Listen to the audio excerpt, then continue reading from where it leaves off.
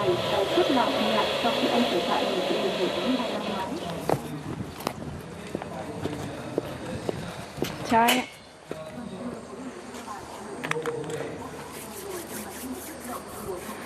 Hello and welcome to this edition of Talk Vietnam. As you've just seen, I've just done my hand sanitizing, as many of you do in recent days, to help protect yourselves from coronavirus. As you might have guessed, the topic of today is related to coronavirus or the COVID-19 pandemic in Vietnam.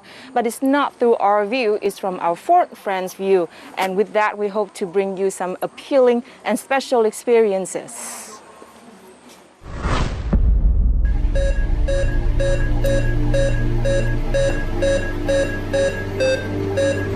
I nearly died, but the doctor saved me.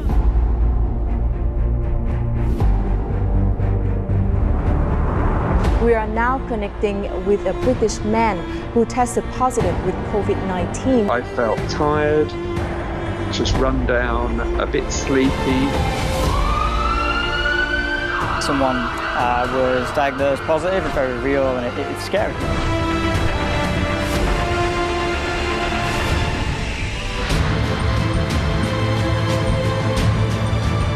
Toàn dân làm, cả hệ thống các ngành các cấp và đồng bộ quyết liệt chống dịch corona này như chống giặc. Giặc đến nhà, đàn bạc đánh. Với một tinh thần là chúng ta luôn luôn đặt mức sẵn sàng cao hơn. There's clearly faith in the government. Vietnam can be proud of you have already good plan.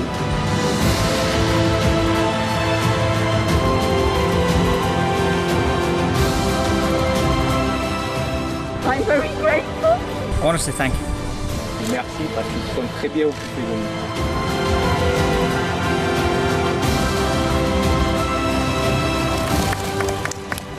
You're wonderful people, thank you.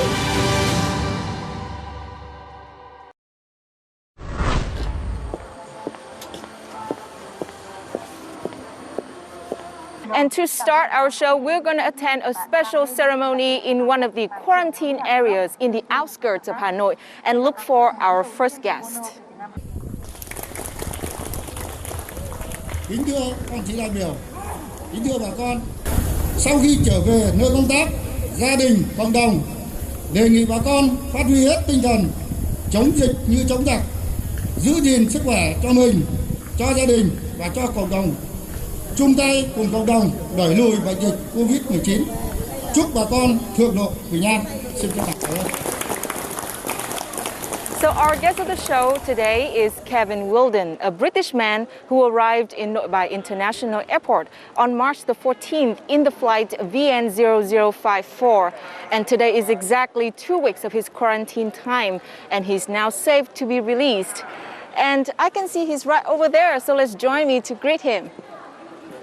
Hi, Good. Gavin, how are you? Hi, nice to meet you. Oh, maybe we should Maybe not not, shake yeah, hands. yeah. Social distancing. Yeah, how of are course. you doing? I'm good, yeah. I'm happy this is my last day. Yeah, really happy about that. Yeah, and you got a certificate. I did, yeah. So Yeah. this says that I'm healthy and I've gone through quarantine. Thank you. Can I take a look? Yeah, sure. Yeah. Gavin Wheeldon. Wow. So the time of quarantine is from 13th of March until now, 27th. Yeah. Congratulations. Thank you. Finally, I'm really glad to be out. Yeah. Soon. Yeah. And during your time here, you kept a diary? Yeah. And we are very impressed at how detailed and interesting it is. So Thank you. It kept me busy. is it okay for you to share more about that sure, with us? sure. Okay. Sure, of course. Yeah. So let's join our talk. Okay. Gavin Wheeldon is a British expert on e-commerce. He was on a direct flight from London to Hanoi to meet his fiancée and start his new life in Vietnam when his flight was found to be infected with SARS-CoV-2. In front of two choices, either returning to England or entering the quarantine area, he did not hesitate to choose the quarantine area along with 3 other foreigners. So Gavin, since we are safely apart from each other, let's remove our face masks and begin our talk. Tell us about how did you feel when you were on that flight and you knew that you might have a high chance of getting exposed to COVID-19. Were you scared? Yeah. You see it on the news, you see the pictures, but when you're there, it's very real and it's scary. You know, you're on a flight with people, and some are wearing a lot of masks and protection. Yeah, it's really scary because you think you could, you know, that person might be the person who has it and infects you, and you're worried that you spread it to others. In my mind, I was thinking, wow, like this is frightening, this is scary. I don't know what's going to happen. I don't know when I'm going to see loved ones again. I don't know where we're going to go, but I kind of use that time to prepare myself for, like, listen, you know, whatever happens next happens. You know, it's not my first time going through some kind of difficulty, so, you know, you prepare yourself going in that this will be tough, but, you know, 14 days later, you're free. Tell us, how's your life in quarantine? Yeah, my life's been fine here. You know, it's probably been quite healthy because I've not eaten much sugar. You know, we've eaten, you know, fresh vegetables, things like that, which I definitely did not at home. I've not been disciplined with my diet, but being here, it's kind of instilled that kind of discipline. When I came here, I needed to get used to eating a lot of rice, and I've eaten a lot of rice here, and that's great. So now I'm used to it as my staple food. I see rice now, and I'm like, yes, rice. Yeah, I've heard that the vegetables have been grown kind of locally here. Yeah, I'm shameful to admit it. I don't eat enough vegetables, but now, yeah, it's kind of really made me. I see vegetables now, and I'm like, yes. So it's a chance for you to change your eating habit. Yeah, and they've been really fresh here. You know, some of the potatoes, peppers. You know, I've been like, wow, this is. Yeah, I'm told that soldiers grow them, you know, locally around this area. Military School, Hanoi Capital High Command, where Gavin Wheeldon and more than 700 others were isolated for 2 weeks, was carefully prepared. The soldiers, doctors, and volunteers worked tirelessly to provide the best living conditions for the quarantined people. Outside, everything is peaceful. The location is quiet. The soldiers work tirelessly to sterilize the rooms daily, log our temperature, and clear our bins. They live here to help the countries, and despite what they might have heard, they are friendly and caring. Later, a soldier returns having purchased a SIM card for me. I wanted to tip him for helping me since I got here, but he refuses. Those were the first things shared in Gavin's diary on the first day of the quarantine. During the isolation period, Gavin had the experience of living the lifestyle of the military, eating and sleeping according to schedule to ensure health. At 10 o'clock, the officers and soldiers knocked on the door of each room to remind everyone to go to bed and stay quiet. Every day, doctors go from room to room, doing medical exams and measuring the body temperature of each person. Cleaning and disinfecting rooms is also done regularly to ensure there is no cross-contamination in the quarantine area. In addition to capturing vivid images of life here to overcome the boring times, Gavin and others have devised physical training methods. There's a few. So when I was sat right here in the middle of the night and I was filming a thunderstorm, yeah, that was so serene and peaceful to me. And it made me sort of rethink my perspective here. Of there's so much positive to take away from this. So much learning and growth that can be done. So during your stay here, was there anything unexpected happen? Yeah, so it was unexpected when someone was diagnosed positive, and then we all had to be swabbed and tested again. And they were taking people out of rooms and taking them away to, I think, hospitals and different zones. How did you see the react of the military people and the doctors and nurses here? It was very swift. Immediately they were setting up stations to kind of start testing everyone. Everyone was kept in their rooms, and then one by one they would kind of test. It was very routine. I think from there everyone kind of stayed in their rooms. But I think they kind of dealt with it really quickly. Anyone from the room for the infected person was immediately kind of removed from the facility here. So yeah. Were you scared when you saw that? Yeah, because once again you kind of don't know. We had our results, but once again you don't know if you've kind of touched something accidentally, or you haven't washed your hands in time, or you just don't know, and that's scary.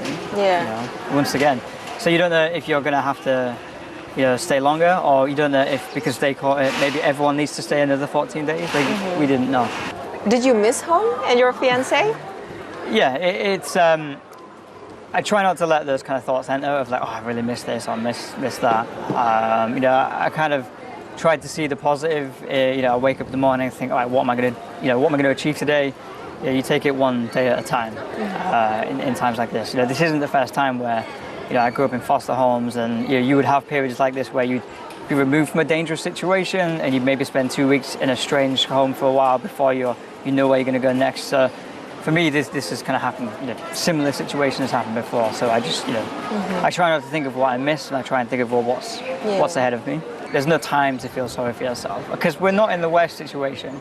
You know, how can we complain when, you know, people like Mr. Ban have spent like nearly 3 months here? You know, they've not seen their families, their daughters, their sons, their children. Yeah. 3 months. You know, and the families of those people have to be without them, and they know that they're helping fight this. You know, they're at the kind of front line of it, and they don't know if their loved ones will be infected. You know. So how can we complain when we've just here 2 weeks? It almost makes me cry a little bit when I found out that people have been here, some people 2-3 months. Like, wow, you know, they're putting in a lot of effort to help their country. They're putting in a lot of effort to keep everyone safe. Yeah. You know, they're working a lot. They're not complaining, and they're doing it with a smile. Yeah, it's really inspirational for me. So I want to say thank you to everyone that's, you know, everyone that's fighting this, everyone that's donated, everyone that's, you know, working hard on this, because they're putting themselves in harm's way, and they're stepping up to do it. Yeah. To support Gavin and others isolated at the military school, the Hanoi Capital High Command has mobilized a large number of forces.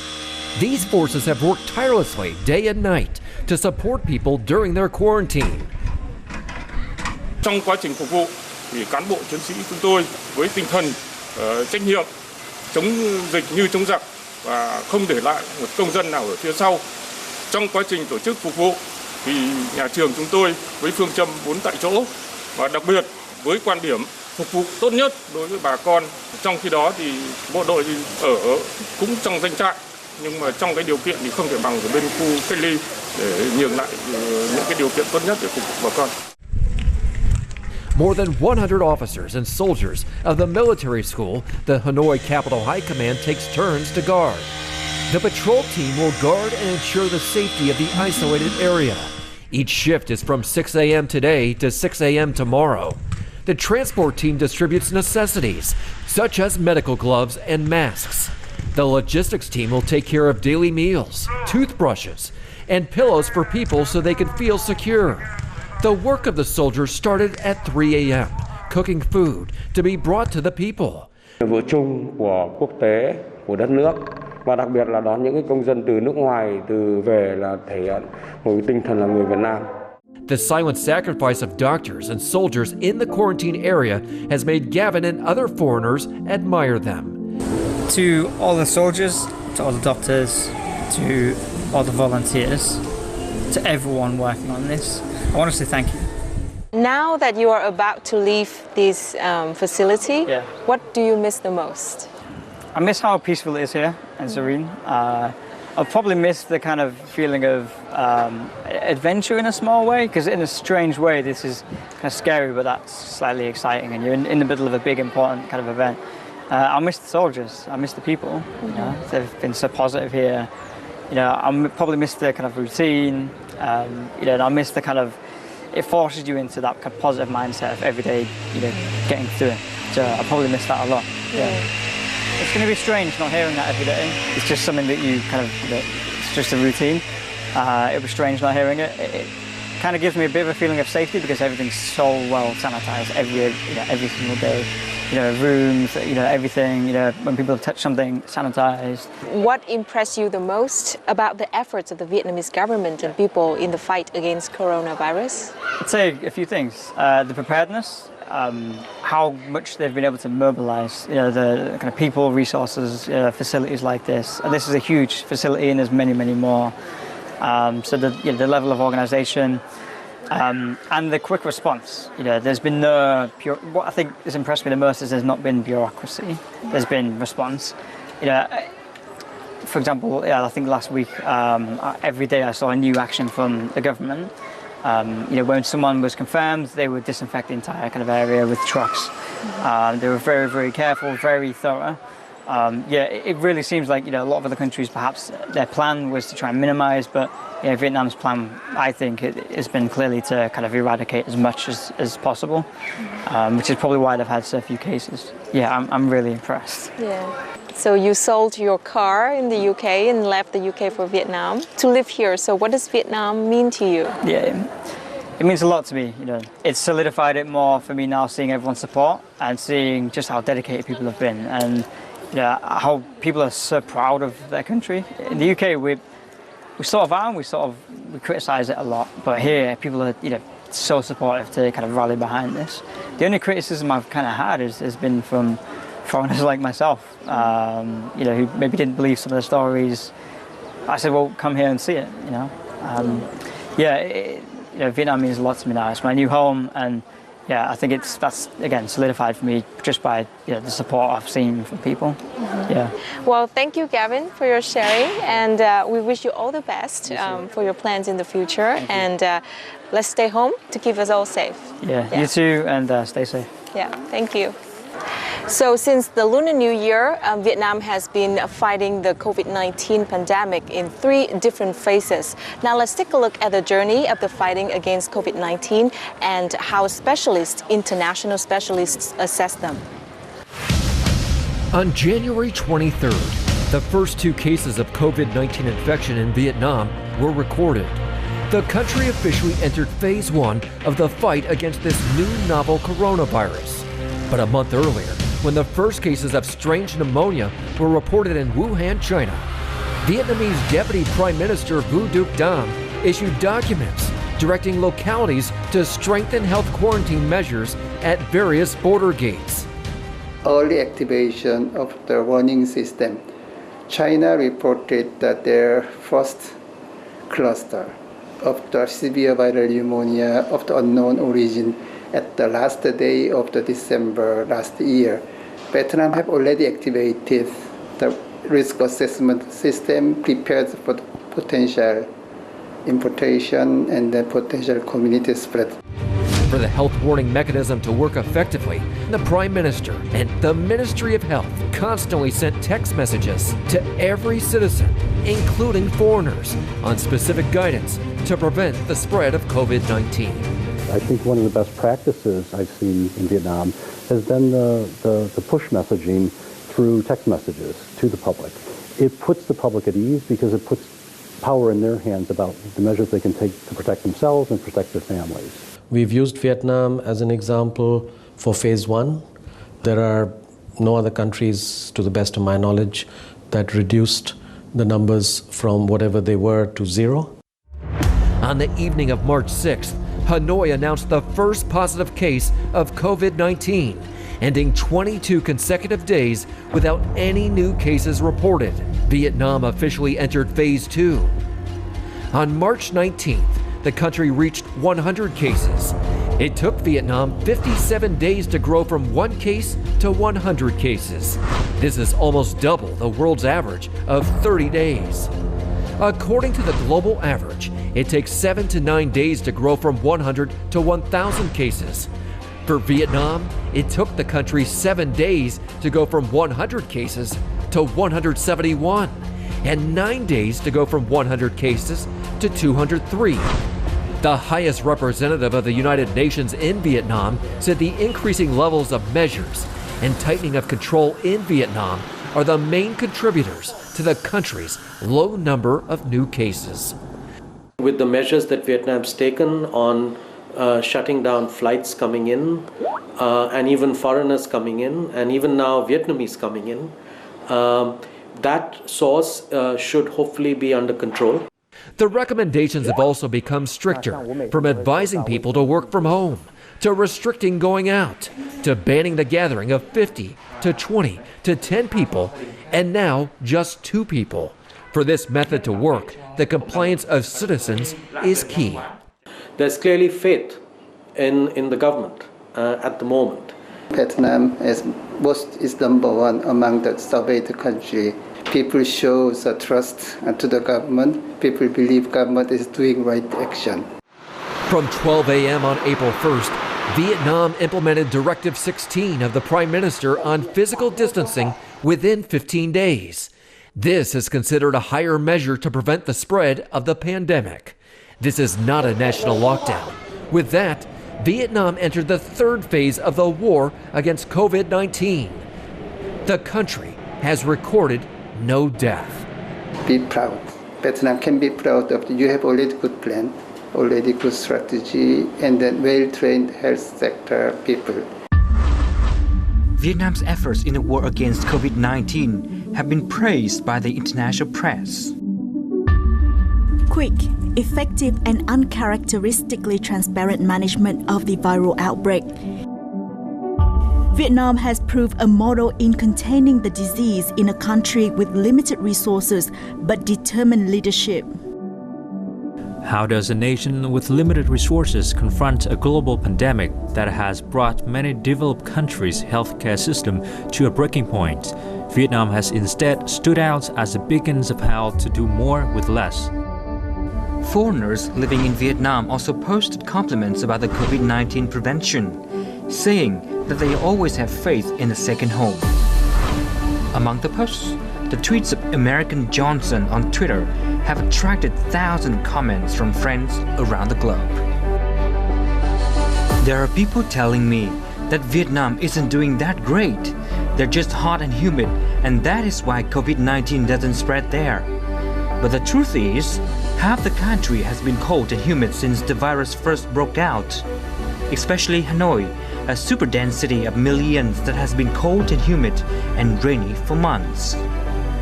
So anyway, people keep asking if I'm okay and showing concern for me living in Vietnam right now. But I'm much more worried about all of you. I'm in the safest country in the world. So the guy behind all those tweets are actually an American named JohnSon, who has been living in Vietnam for 7 years and has a profound knowledge of Vietnamese history and culture.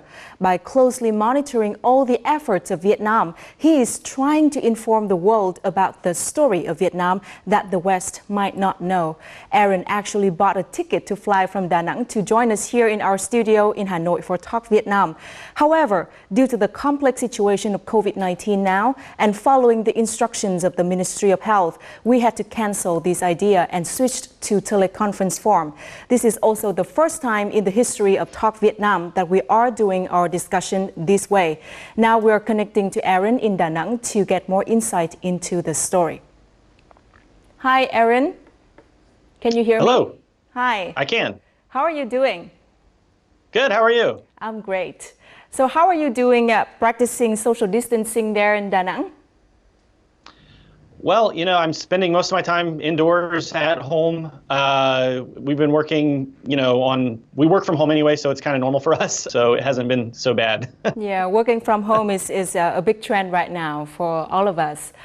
So I've seen all your tweets about COVID-19 in Vietnam, and you said it's the fact that about Vietnam that the West might not know. So why is that? You know, the charts and all the health experts have been saying that the USA and Europe and the rich developed countries of the world would be the most prepared for a pandemic, and that, you know, poor developing countries like Vietnam would be some of the least prepared. But obviously, Vietnam has completely flouted that expectation and has done just a remarkable, inspiring job taking care of the people here. And, you know, it's not just the government, it's also the people of Vietnam. It's everyone working together, I think, that has saved so many lives and protected this country from, you know, what could have been a much worse situation here. Nobody, I think, expected a poor developing country like Vietnam to do such an amazing job protecting people from a pandemic that is devastating much more wealthy, more powerful nations. But it's not the first time that Vietnam surprised the world, you know, fighting against difficult odds. And, you know, I just hope that I can get people in my home country in the USA and around the world to pay attention to what's happening here. Why do you think Vietnam has been able to keep such a low rate of COVID-19 infections, and actually now the death rate is still 0? I think the biggest difference is that Vietnam jumped into action right away. The government knew what to do. Health professionals knew what to do. There was a plan. It was put into place. The people quickly jumped on board. I think that unity that the people have and the trust that Vietnamese people have for one another I think that that's very important. It reminds me of what Ho Chi Minh said, which was the great quote, unity, unity, great unity, success, success, great success. And that has been echoed in some of the quotes I've seen from the leadership here in Vietnam, talking about how, no one should be left behind. We can't let the people who are in quarantine feel like they are alone right now. That spirit of unity that goes all the way back to Ho Chi Minh and to the centuries of the past of Vietnam, I really feel like it's alive and breathing today. I feel the spirit that we're pulling together. I see the people wearing masks. I notice that people are taking care of each other and watching out for each other. People are washing their hands. If you go to any place where they have a hand washing station, people are using them. People are doing what the health advisors are telling them to do. In the USA, we have a little bit more of the kind of individualistic mindset, and I think that feeds into the problems in the USA. The USA is kind of expecting people to take care of themselves. Whereas in Vietnam, if you're exposed to the virus or you're showing symptoms, you're getting tested, you're getting put into quarantine, you're getting, food and shelter. I know that the USA, being the richest country in the world, we have the capacity to do these things. Vietnam, it should be much more difficult for your country to do these things because you have a much smaller national budget, you have fewer resources, and yet you're able to take care of all the people here. So, I think that Vietnam, quite simply, the people in Vietnam care about each other. There is unity here. There is a spirit of just caring about each other. The entire Vietnamese nation, let's join hands and stay united to overcome all difficulties and challenges in order to stamp out the COVID-19 pandemic. Nếu không có hệ thống chính trị như của Việt Nam thì chắc không làm được đâu. Nếu chỉ có nhiều chuyên gia lệnh thì chưa chắc đã chuyển được thế này đâu. Toàn dân làm. Cả hệ thống các ngành các cấp làm đồng bộ quyết liệt chống dịch corona này như chống giặc. Giặc đến nhà, đàn bạc đánh. Tôi đồng ý là có thể thiệt hại về kinh tế, đôi chút tính mạng và sức khỏe của người dân vẫn là điều quan trọng nhất. Với một tinh thần là chúng ta luôn luôn đặt mức sẵn sàng cao hơn. Trong 2 tuần tới, thành phố phải sống khác, tiết kiệm hơn, ít đi lại hơn, tự giám sát tốt hơn. Phải xử lý một cách nghiêm túc và làm một cách nghiêm túc, chứ chúng ta không được chủ quan.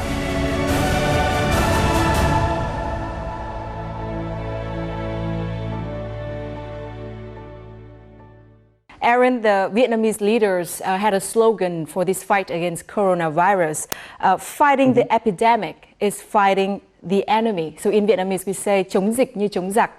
So with your deep knowledge about the Vietnamese history and culture, do you think this slogan is consistent with the way Vietnamese people have been, overcome challenges back in history and now in modern time?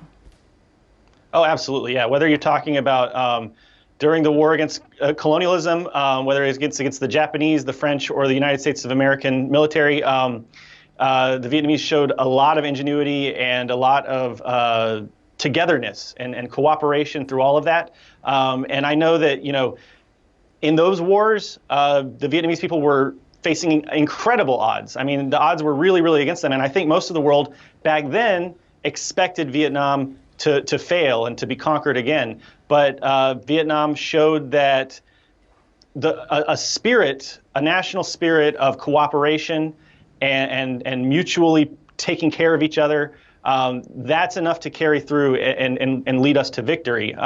And I think that now Vietnam is taking that same spirit, the same spirit that they used in ancient battles. And I think that the empty homes, empty gardens strategy is a great metaphor for what's happening right now. And I mean right now at this moment, the time when we are shutting down businesses, shutting down any non-essential shops, and basically trying to stay at home and trying to hide. I think that is it's an amazing strategy, and I think it's very similar to that ancient strategy of going into the jungle, taking all of your food with you, destroying anything that the enemy might be able to use. It shows patience and humility, rather than trying to go up and beat your head against the wall or try to fight an enemy that you can't defeat right now. Being able to have patience in that situation and wait until the opportunity is better to come out and show yourself, I think that is really impressive. It's really kind of a beautiful thing to go out and see that, if I look out my window, the streets are empty, the shops are closed, and people are going through this struggle, and we're hiding, but we're not hiding with any shame. We're hiding with pride, because we know that it's the right thing to do right now, and we know that it's required, it's necessary to defeat this enemy. Mm-hmm. Thank you, Aaron. That's a very interesting point that you pointed out. Since the outbreak of the COVID-19 epidemic in Vietnam, all resources from the military, police, doctors and volunteers have been mobilized to fight on the front line against the pandemic. In the quarantine area of the National Hospital of Tropical Diseases, the highest number of COVID-19 infected patients are being treated, and medical workers faced a high risk of infection. But all they care about is the health and recovery of patients, not themselves. Quyết tâm, chủ động trong mọi tình huống để làm sao thành công trong việc điều trị các ca bệnh, không để các bệnh nào lùi lại ở phía sau, cứu sống tất cả các ca bệnh. Khi mình bước chân qua cánh cửa để vào buồng của bệnh nhân là chúng tôi đối diện với nguy cơ có thể bị nhiễm loại virus này. Nhưng nếu mà chúng tôi lùi bước thì ai sẽ là người làm? Nếu ai cũng chọn việc nhẹ nhàng thì gian khổ sẽ dành cho ai? At the same time, in the border, right at the edge of the forest, water is taken from the stream, and a bowl of instant noodles is a meal for many consecutive days of guard duty. These border guards work day and night, so no one crosses from the other side without medical examination and isolation. Đi lại, đeo lội suối, hái khí hậu thất thường, mưa nhiều, rồi đường trơn, sương mù dày đặc. Tents are built in the middle of deep forest without electricity or water. These soldiers have to stay here for not just a few weeks, but maybe several months, depending on the pandemic. Someone had to postpone a wedding ceremony to be ready for duty. Vợ ở nhà đã thông cảm cho anh vì nhiệm vụ nên là không hẹn vợ một ngày gần nhất, đẹp nhất để hai vợ chồng tổ chức lễ cưới. Faces with marks of wearing masks for hours. The night marches on the mountain under dense fog. The days of knocking on each door to check out suspected cases. On all front lines against the pandemic, medical doctors, police officers and border guards are working tirelessly, leaving all the personal feelings behind to fight for their homeland, national security and the safety of their beloved ones. Maybe behind the layers of masks and protective clothes, no one clearly sees their faces, no one remembers their names, but to all people living in Vietnam, they are unsung heroes in modern times.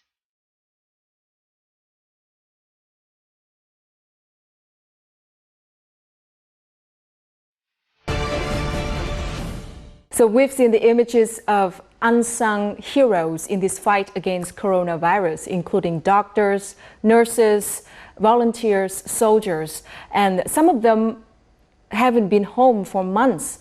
So what do you think about these modern day heroes?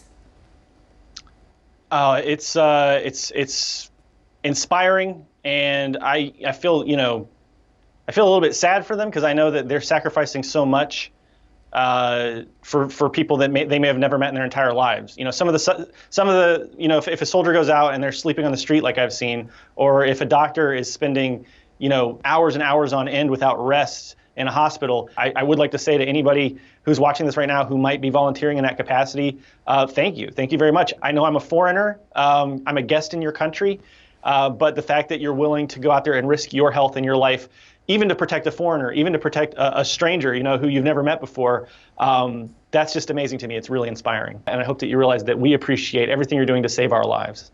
And I hope that you are very proud of yourself and your country and this great, monumental, I think, historic effort that you're a part of. You are a part of history right now. I study Vietnamese history. I'm very interested in all of the things that the people here have done for a very, very long time. And I know that this chapter of Vietnamese history will be just as important in the books, that are written in the years and decades to come. Well, once again, thank you so much, Aaron, for your beautiful stories and insights about the current situation of COVID-19 in Vietnam and the efforts of the government and Vietnamese people in fighting and containing it. Thank you so much. Thank you.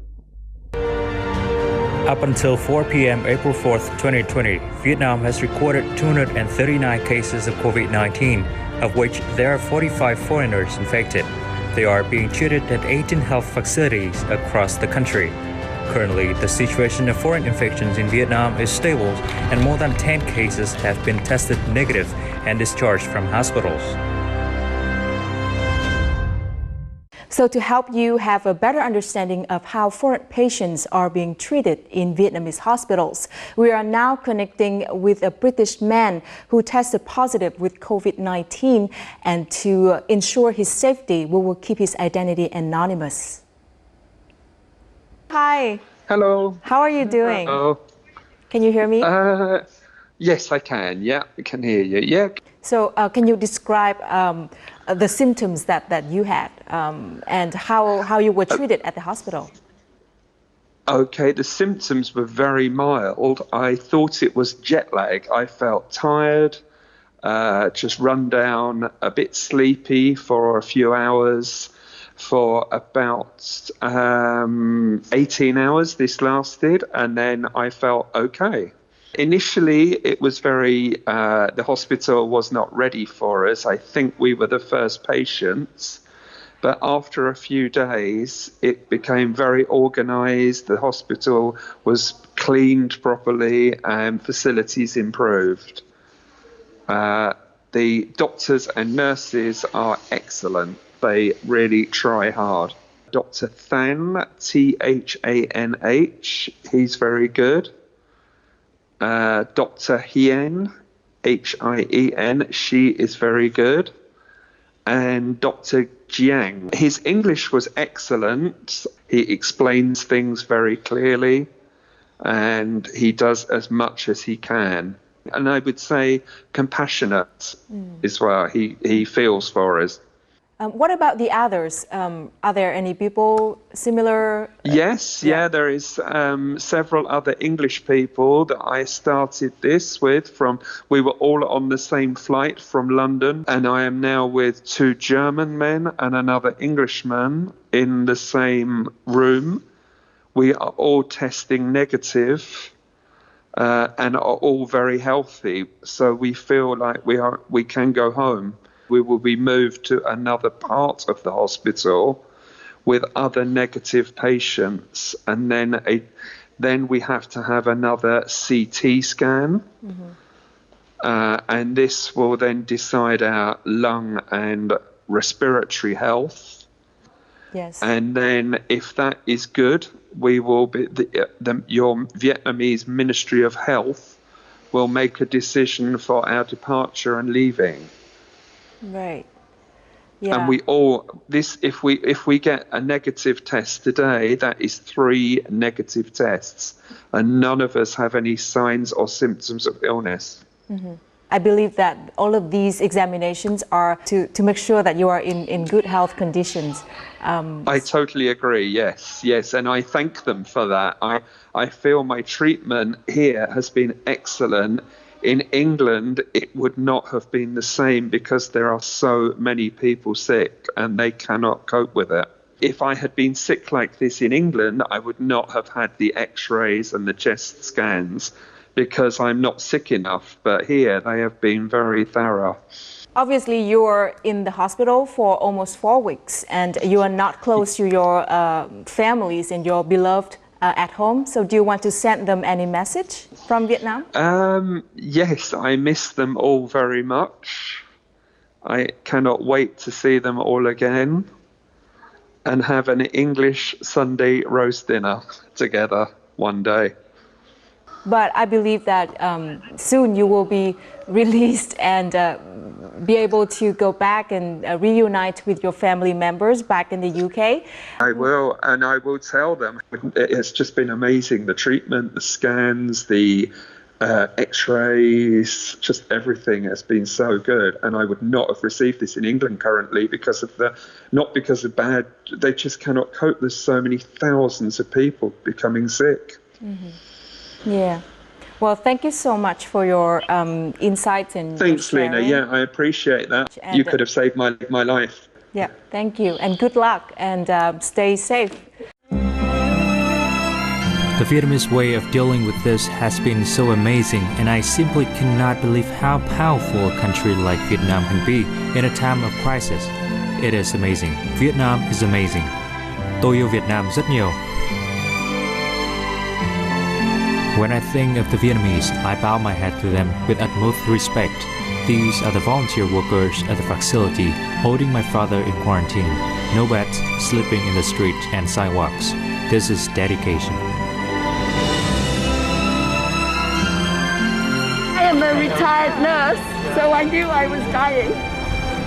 So I'm very grateful for you. Your doctors are amazing people. And the nurses, you're wonderful people. Thank you.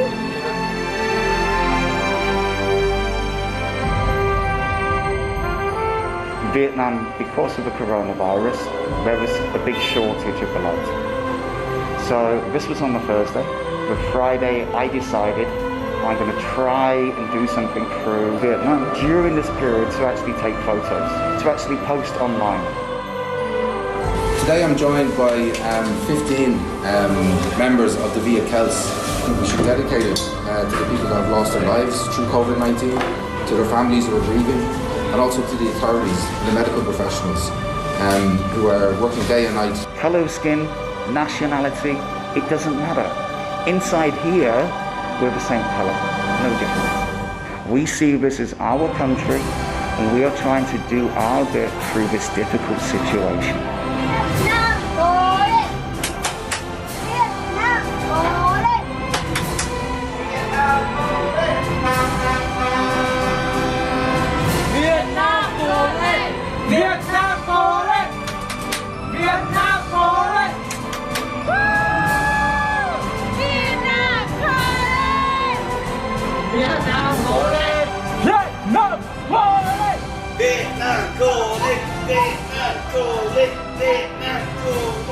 Thank you, Vietnam.